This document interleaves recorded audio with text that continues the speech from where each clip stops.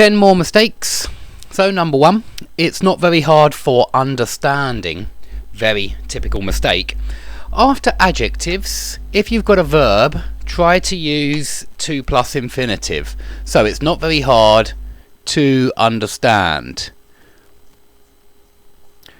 Try not to use try not to use for plus a verb. It just doesn't sound right. What you really need here is for plus a noun.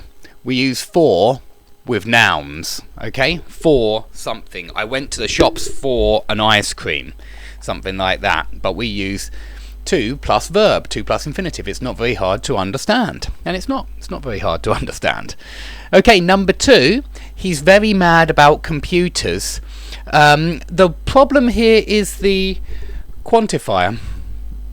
Very. You don't really want this this modifier, I should call it, not quantifier. You don't want this one. Very is with weak adjectives, yeah, gradable adjectives. Very plus big, small. But we use a different word for strong adjectives. We use absolutely, and mad is a very strong adjective. You can't grade it, it's ungradable. So you need to say absolutely mad, but you'd also have to say absolutely massive. You can't say very massive. And you'd have to say absolutely tiny as well. You can't say very tiny. So absolutely plus strong adjectives, please. And please watch my video about that if you want to learn more. So not very, but absolutely. Okay, number 3, not all families are as mine. Now you're wrong in this word here, and again I've got a lesson about this. Please watch the lesson. As is used for jobs or functions. Like is used for when something is similar to something. So not all families are like mine. Okay, number 4, they try to grow children up knowing right from wrong. This is very close. You're almost there. The problem is this word, grow up. Grow up is when you say something like, my cousin is now grown up. He's an adult. And a grown up is an adult, a grown up. Be a grown up, don't be a child. But what adults do with children is they bring children up. They try to bring children up knowing right from wrong. You can also say raise children. It's a synonym of bring children up. Raise children. Okay? Wait, sorry. Raise children. Okay, number 5, when I have been waiting. This is really common, and you've really got to make sure that you don't make this mistake, because it sounds very wrong.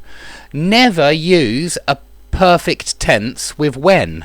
Never use present perfect. You could maybe okay, I'm not speaking about past perfect here, but present perfect, definitely don't use it with when.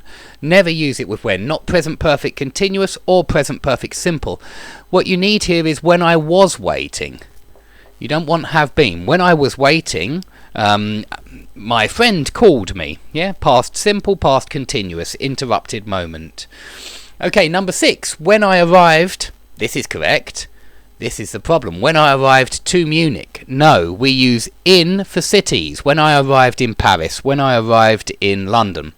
And use at for places. When I arrived at the station. When I arrived at your house. Okay, use at for places and in for cities. With arrive. Never arrive to. I can't think of any situation when we use arrive to. Okay, number 7, when I was in the school and at the university. The person here was talking about his childhood, and so he was talking about when he was a pupil. Now, if we're talking about a time when you are a pupil, we don't use an article. And if we're talking about a time when you were a student, we don't use an article. With university, school. And there's 2 more ones to remember here. Prison, or 3 at least. Prison, church and hospital are very similar. If you are a patient, you're in hospital. But if you're a visitor, you're in the hospital. If you are a religious person and you're there to worship God, you're at church. But if you're at the church, then you're probably just visiting, or you're a builder or something like that. If you're in prison, you're a prisoner. and if you're at the prison or in the prison, then you're not a prisoner, you're maybe a visitor. So he shouldn't have used articles here, because he was talking about when he was a pupil at school and when he was a student at university. In and at are quite often used with these places. Technically I prefer at, but I don't see anything wrong with I was in school, because you're talking about in the building then. At more means at the place, but people use both of them. Native speakers use them both. Okay, number 8. It depends of the context. No, it depends on the context. Depend on, always. Use that preposition. Number 9. A man listened a phone ringing. This is a problem with this word. You need to use hear, or in the past, heard. A man heard a phone ringing. You listen to something intentionally. You hear something unintentionally. It's very similar to look at and see. See something unintentionally, look at something intentionally. Number 10, how did he steal them? This is possible, but not when you're talking about $2.2 million, like my student was. Now, I understand it's logical to use them, but unfortunately English is illogical, and we always call money it. Even when we're talking about £20 or £30 or £150, did he give the £20 to you? Did he give it to you? We don't say them with money, even when we know how much and it's plural. So please try and always use it for money. Okay, if you have any questions about these mistakes or similar mistakes, put them under the video, please, and I hope to see you all soon.